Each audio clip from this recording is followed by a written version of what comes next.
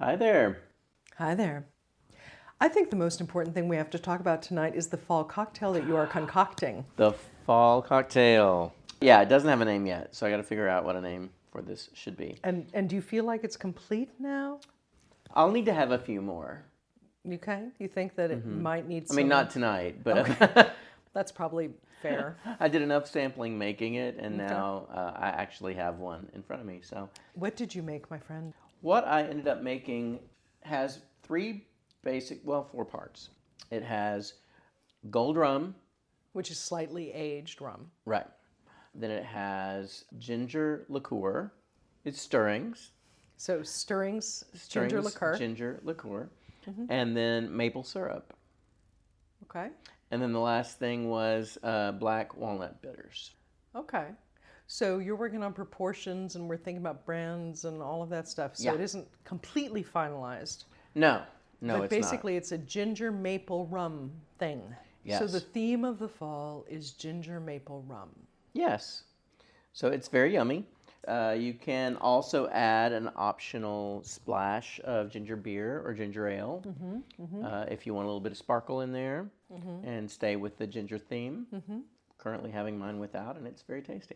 To be fair, I am a big ginger fan. I love ginger.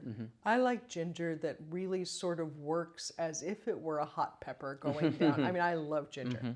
And the first couple of iterations that you had me try were very hot. They were spicy They with were ginger. very hot. I can't say I didn't like that, Yeah, but I think this is a rounder cocktail. I think so too. Okay.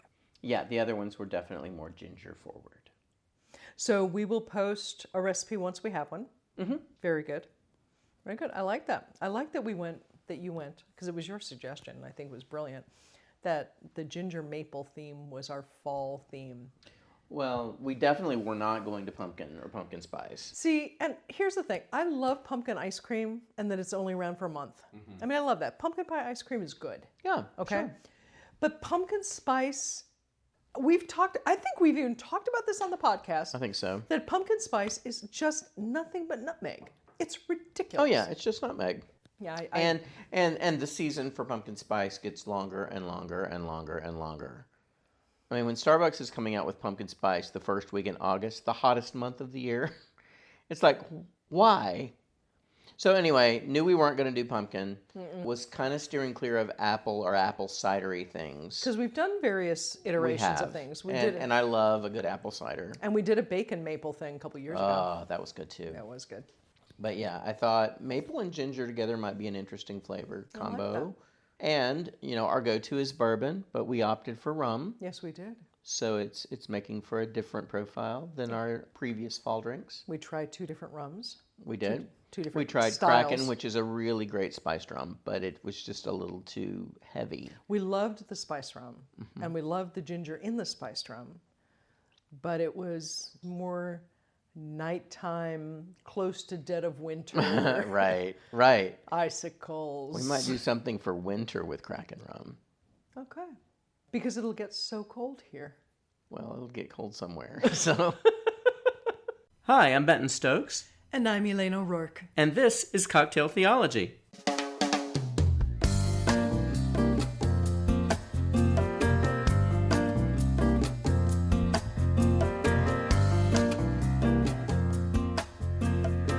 We don't often talk politics. Occasionally we do, It's true. but we don't often talk about We try to politics. avoid, direct politics. And if we do talk about politics, it's in the scheme of a larger, what does the Bible say about blah, blah, blah, or how should Christians behave in face of blah, blah. And that's kind of where I'm coming from with this today. But there was an article that I read today that came from The Independent, which is a British news agency. This is a blog article that was written by a gentleman named David Weissman. And he's from here in the U.S. He lives in Florida. Okay, very U.S. Okay. Yes, he is Jewish, and until recently was a self-proclaimed conservative. Okay. Voted for Trump. Okay. He wrote a piece that ended up going pretty viral, I think, after it hit The Independent, and I'm just going to read a little bit of it. It says, "It's been over a year since I decided to stop supporting President Trump and join the Democratic Party. I have also decided to support Elizabeth Warren in the Democratic primaries. To this day, I'm still asked why I made the transition, and I feel that I need to explain why. So that's where he starts. Okay. Former Trump supporter, now supporting Elizabeth Warren. So his article is not really, yay, Elizabeth Warren. No. It's about his own intellectual, spiritual, emotional movement Right. from one position in the world to another position in the world. Yes. Okay. Yes. Got it. This is a paragraph that he wrote that sort of describes what his former positions were on some things. It says, I was a conservative activist and writer for a couple of years prior to the 2016 election. I decided to do this because I felt threatened by Democrats, and I believed that they wanted to take our rights away, rights like freedom of religion and speech. I believed that Islam was a religion of terror. I believed that Democrats wanted to destroy the sanctity of marriage. I had a myopic view of the Second Amendment without seeing its full context. I condemned socialism and abortion. I wanted a wall to stop immigrants from invading America. So we have a basic kind of very thin view of the world. Yes. Regardless of what the world is, it's a thin view. Okay. Right. He says that he decided to vote for Trump, not knowing exactly who Trump was, but said that he felt like Trump felt the same way he did about some of these issues. Okay.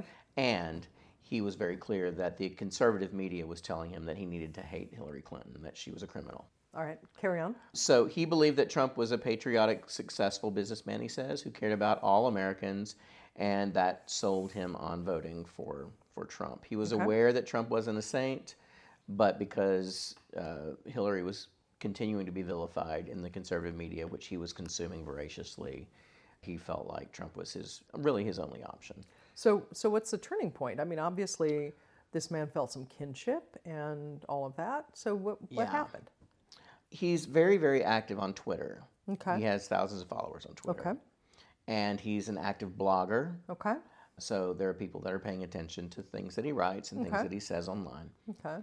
So apparently he said something, he tweeted something, and I have not seen the tweet, but it was attacking comedian Sarah Silverman. And she has a streaming show.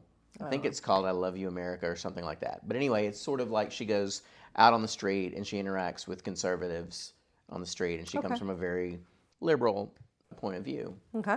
And so he said something on Twitter that was disparaging of Sarah Silverman. Okay. And here's what he says. Sarah used kindness in her response. Sarah used kindness, which was not expected, and she got my attention. I asked why she didn't like Trump, and she told me why without any arguments. I felt that if this progressive, very liberal celebrity is willing to talk to me about Trump, maybe I can find out why liberals believe in the things they do. As I began conversing with Silverman, other people began reaching out to me. I started learning more about democratic values and people. In many ways, it was shocking. As this was going on, Trump supporters who knew me saw this and called me out, saying I was a traitor, a sellout, a Democratic plant, a fraud, which surprised me because I thought they were friends. Okay. People I had once connected with ended up blocking me. Okay. So just to reiterate, he disparaged somebody in public. Mm-hmm. The person responded directly.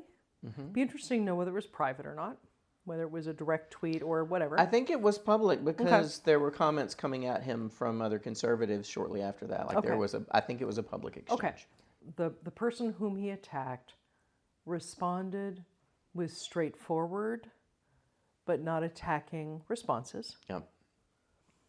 And then others, viewing this fracas, if you will, also responded in compassionate, interested, curious ways. Mm-hmm. What do you make of that? The thing that struck me about it, two things. One was that he responded to the kindness that was shown to him from those that he opposed politically. He responded with curiosity because, as he was clear in that, Sarah Silverman didn't come back guns blazing, but came back and was willing to have a conversation, was willing to have a discourse about why she would not have supported Trump, didn't support Trump, doesn't support Trump, and didn't come at him, attacking him Right. as though he's a terrible person for supporting Trump. Right. Simply was willing to have a conversation about her beliefs and her positions politically, and he engaged that. But the flip side of that was how quickly people on the conservative side that he had been a very vocal supporter and advocate for, those people turned on him really, really quickly, like immediately. Started name calling, started calling him a traitor, a turncoat, whatever, and how it was their vitriol Right. and Sarah Silverman and the Democrats' kindness Right. that started to allow for the opportunity for him to turn that corner. Right. When I hear you describe this, I don't hear it as a, for example, Trump versus Warren, Republicans versus Democrats. No, it doesn't feel I don't like hear that that at at all. Mm-mm. What I hear is that something about the way Silverman responded broke out a block in the wall. Yeah. He then realized he was actually up against a wall. Like, I don't think he realized he was against a wall No. until she responded with care. Yeah. So the way we talk about the wall, folks, if this is your first time joining us, is that as we're going along in life, the reality that we're living in sometimes runs up against a different, greater, bigger reality. Yes. And it happens all the time in our lives. And we like to call it the wall of WTF. Mm-hmm. We come up against that wall. And what it is the little world we've been traveling along in runs up against a greater reality. Yeah. So what's happened is he's running along in his world, says something, Sarah Silverman responds in a way that kind of gives light into this other reality, and suddenly he has to deal with this other reality that he didn't actually realize existed. Yeah. Or even if he did realize that it existed, it was not the way that he had ever experienced it. Right. He had heard people like Hillary Clinton and other liberals described as criminals or horrible people who hated America, who were trying to kill America from the inside out or whatever. Right. So there's a combination. There's when he takes a pot shot at somebody. The person responds with honesty and straightforwardness, but kindness, doesn't need to attack back. Those who are on his side feel threatened by the fact he's engaging with someone who's responding to him this way and attack him back. Yeah. Carry on. Well, I think you're right. Something you said earlier is true that, first of all, he has to have the capability of engaging somebody who thinks differently than he does. Which is huge. Which is huge. So even though he said for a few years prior to the 2016 election, throughout the election and since, he had been a very vocal supporter of conservative ideas, conservative platform, but then Trump, which you can argue is or not part of that platform. So there had to be something in him that was willing to or capable of engaging somebody who thought differently than he did. Now, he had taken on the practice of pot shots and insults, as we've been apt to see from both sides politically, And frankly. someone I like very, very much is overprone to that. So he was already different from the fray simply because he was willing to hear what Sarah Silverman said. I can think of conservatives, our president included, that if you tried to engage with them that way, it wouldn't be received that way. Well, and I know people with political expressions that would align with mine who are just as vitriolic, just as hateful. Right.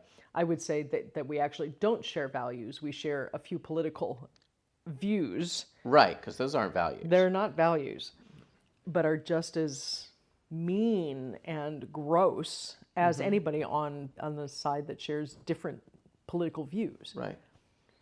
There was so much about what I read that spoke to where we are right now. The lack of civil discourse, the lack of the ability for people on differing sides of any issue to have a common sense conversation that doesn't escalate into name calling and insults or somebody pulling out a gun.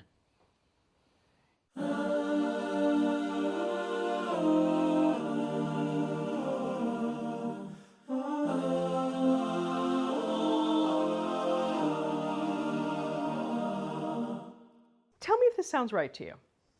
Because you had compared this earlier, and we'll go back to this for a minute, but you compared this earlier to the whole moments before Pilate when the crowd is debating. Right. Could you talk about that a little bit more, and then I'll get the to other, the other thing the other thing that struck me about this article. one of many things. It made me think about the way that David Weissman's former political friends and allies turned on him.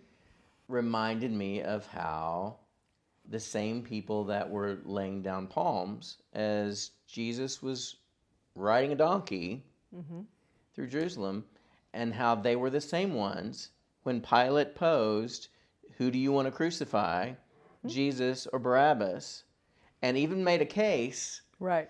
don't you really want to crucify Barabbas? Trying to help you out here. Trying to help you out here. And they screamed that they wanted Jesus crucified. Okay, so that turning of their back. I mean, in a matter of days. Okay, minutes even, Yeah. potentially. Yeah. Okay. I'm postulating this now. Okay. In episode 39 or 40, I may come back and say, wow, I was really wrong, because I do that. But here's what strikes me. If you think you're part of the same kingdom, you have civil discourse. If we think we are all part of the kingdom of God, or the kingdom of the United States, or the kingdom of whatever, we can discuss things. If we actually think we're part of different kingdoms, then we're just battling kingdoms. Yeah. Right? Yeah. So what strikes me about what you're saying about David Weissman is that Sarah Silverman and others, and Weissman, treat each other as if they were part of the same kingdom. That they're basically in the same world trying to figure it out. But as soon as he started talking to people from the other side, those who were more concerned about protecting their kingdom went against him, because he became a threat to their kingdom. So then really what that says is that David Weissman viewed himself as a part of a larger, we'll say, American kingdom, like where we're all Americans, as opposed to being a part of a much smaller kingdom, which might be conservative voters or Trump supporters or whatever.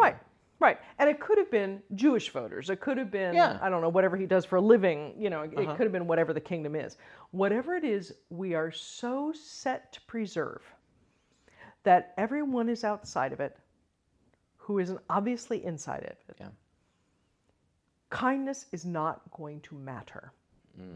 We have to be open. If we're going to have civil discourse, if we're going to have loving conversations of any kind, we have to deeply believe and at least partially assume that other people are in fact in the same reality, working for roughly the same things that we are. Yeah.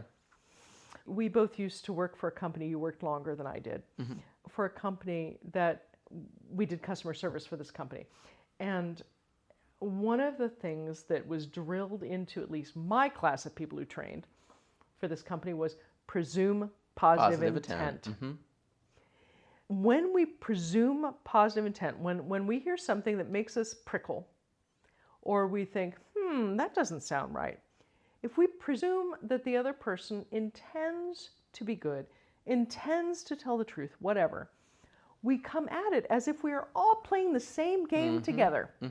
We're all playing baseball. Now, maybe that person thinks that there are 4 strikes and 5 balls, but we're all trying to play baseball. Yeah. Right. And it's my job then in that case to say, well, I love the game you're playing, but baseball is a little different. But let's keep playing until we figure it out, right? That's the notion that we're all in the same kingdom. Right. We've lost the notion, like that language of Americans.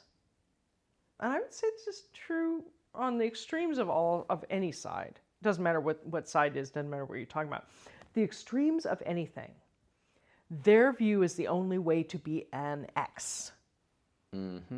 Right? So whether you're a unreflective conservative or an unreflective progressive, whether you're an unreflective Jew or an unreflective Christian, whether you're not, doesn't matter what unreflective gay, unreflective straight, whatever, doesn't matter. If you're one of those people and you believe that your way of being is the only way of being an X, then everyone else is outside your kingdom. Right. And so as soon as he started talking to other people, he was kicked out of the kingdom. Yeah. So I guess the last thing that this article made me think about today was evangelism. I may need to go take a shower. Carry on. Well, I hate that word. I mean, I've used that word, and it's a good word, and it means sharing the good news, and I love sharing good news, but good golly, Miss Molly, that's a laden word. it's incredibly laden. So tell us what you mean by evangelism. Well, Did you need more pamphlets? And are you going to go knock on the doors? oh heavens, no. I never Okay. did that. Okay. No. We remember I took the lead on that Great Commission episode we did. All right. Never A mind. few episodes back. Yeah, I bristle at that term too. I just don't know what else to call it. Okay. If you're trying to evangelize anybody for any reason, Okay. if you're trying to win someone over to your Okay. point of view or your belief system or your values, the thing that I really gained from this article was just the reminder that the way you do that, if you're successful ever, is by being kind, by being open, by being willing to be vulnerable even, and to listen at least as much as you talk, and probably more. Yeah. So, I grew up in a culture, listeners know this, but I grew up in a culture where we knocked on doors and we invited people to church and we did that whole thing. And I didn't think it worked then, and I don't think it works now. I think that if you're going to invite somebody to your church to come to worship, come to service, come to Sunday school, come to a potluck, come to a carnival, come to whatever your church is doing, it has to start with the ability to have a dialogue. It has to start with, maybe you guys work together or you know each other in some other context, or your neighbors or your kids go to school together. There's some basis for having a conversation. There's some basis, some common, like you're talking about. If your kids go to the same school, then there's some common interests and common concerns and issues that you guys can talk about. You start somewhere that isn't not cold calling, essentially knocking on some stranger's door and saying, you need Jesus, here's a pamphlet. Right. And not only do you need Jesus, but we have the way to Jesus. That's right. And any other way is wrong. Right. Right. That's not effective evangelism of any sort. Winning anybody over. Winning anybody Yes. over to a political Yes. candidate or point of view. Winning anybody over to anything that you like. I mean, showing up and saying, my favorite coffee shop is Pete's on Lincoln, and here's why you should go there. If the person doesn't have a relationship with you already, and there's not already some sort of a Right. basis Or doesn't like coffee. right. But see, you don't even know that. Right. You don't even know that because this is a complete stranger whose door you're knocking on. So it's just like the same thing with Jesus or same thing with church. It's like you can't go in guns blazing thinking that you know best, you know how to reach that person, you know how to win them over. It's ridiculous. Everybody that has ever learned anything from anybody is because there was a basis for discussion, conversation, discourse that somehow along the way became some level of trust, some level of vulnerability, some mutual sharing that happened. That's how you get there. And so when I was reading this article and thinking about this discourse, which I want to go back to Twitter now and actually see the entire thread, but the discourse between this gentleman and Sarah Silverman, who's a very liberal comedian. And pretty straightforward. For them to have that kind of discourse that started him on a different road that eventually, not even eventually, almost immediately alienated him from a big swath of people that he felt some brotherhood with. It's just really astonishing to me. And what did that was an openness on both their parts. But her kindness, she didn't come back with insults. Right. And what I keep seeing on the internet, on social media, and what I keep hearing in conversations is people just hurling insults at each other. Right. And how does anybody, I mean, I'm not going to listen to somebody that's insulting me.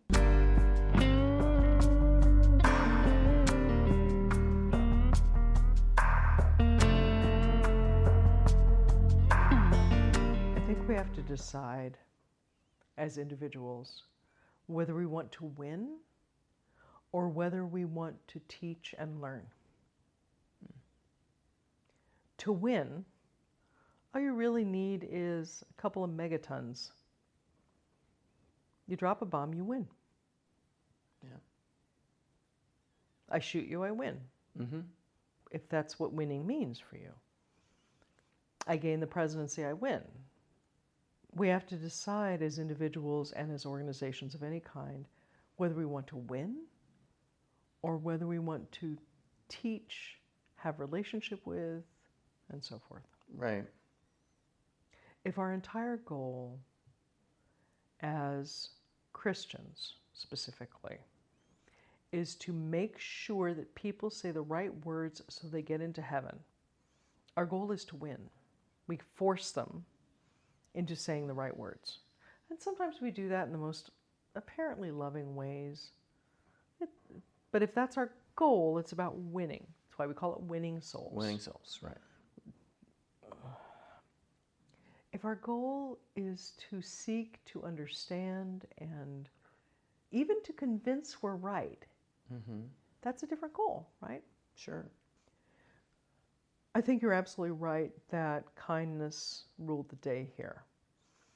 I really don't want to understate what David Weissman's starting place was.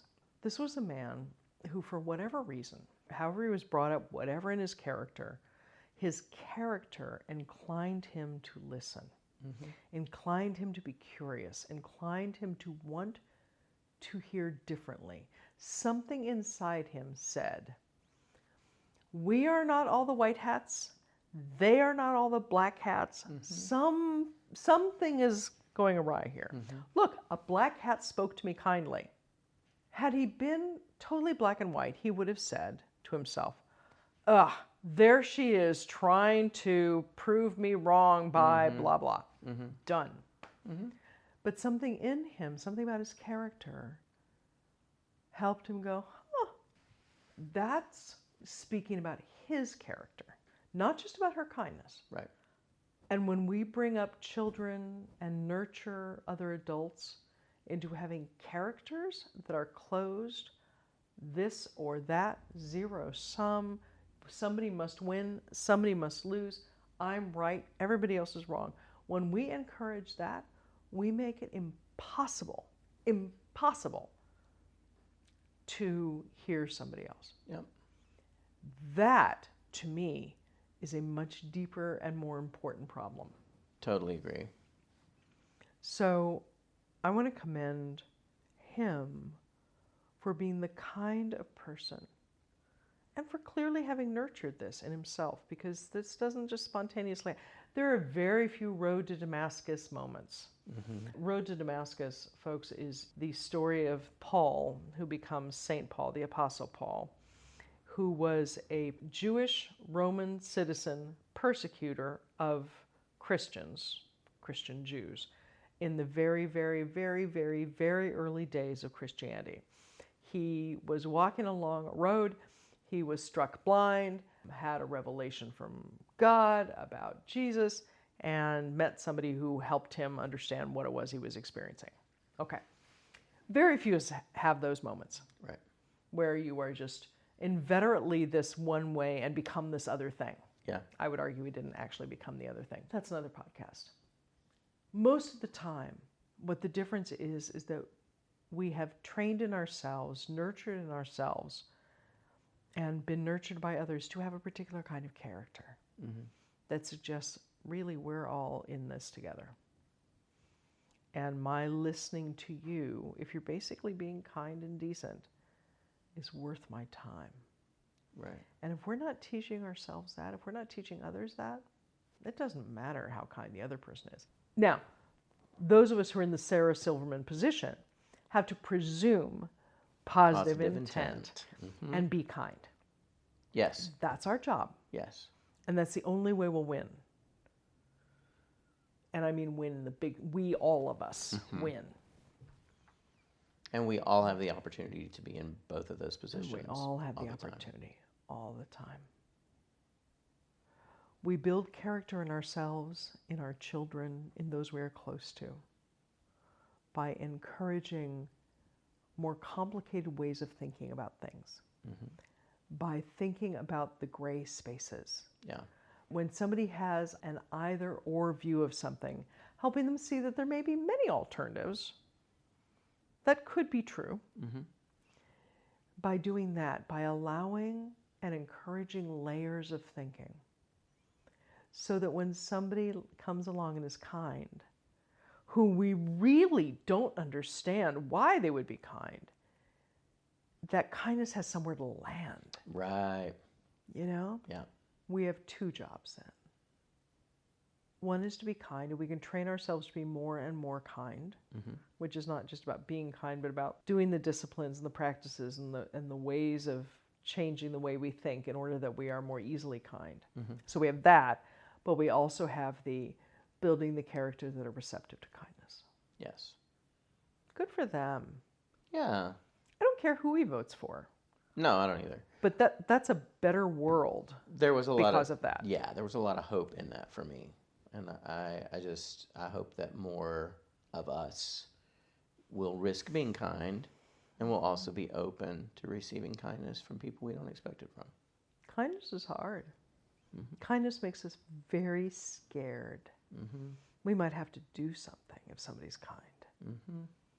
Like change our minds. Like change our minds. I just want to write to him and say, you're not alone. The people who are being mean to you weren't your friends to start with. You can sit at our table. I love that story. Yeah, me too. I'll do that. I like that. Do you have his Twitter handle available? He is David Weissman. It is spelled Weissman.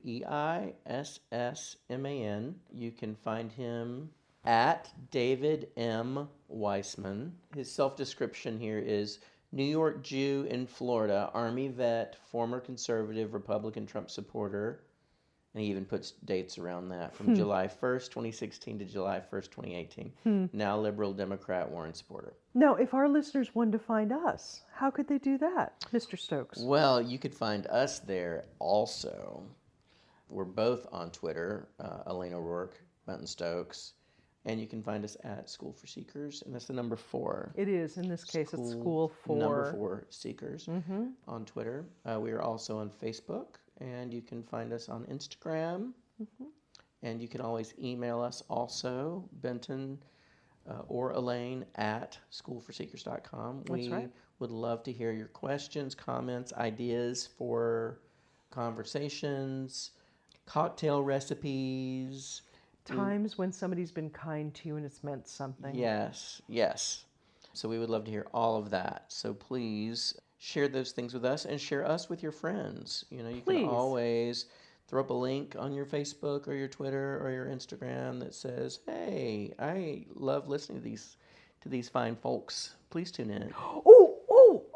Or you could have a party. Yes. You could have a party where you serve them cocktails and food and you all listen to us. That would be so much fun, I'm going to do that. We're going to have a party and listen to us. Listen to us. Where we don't have to actually talk. No. We can just hit play. Right. We'll just hit play and people will listen to us and they'll drink and they'll talk amongst each other during the breaks and we won't have to say a thing. Oh, that sounds like a lot of fun. I love this. The introverts win. Okay. Sign me up for that. All right. We will be talking to you soon. Thank you so much for joining us.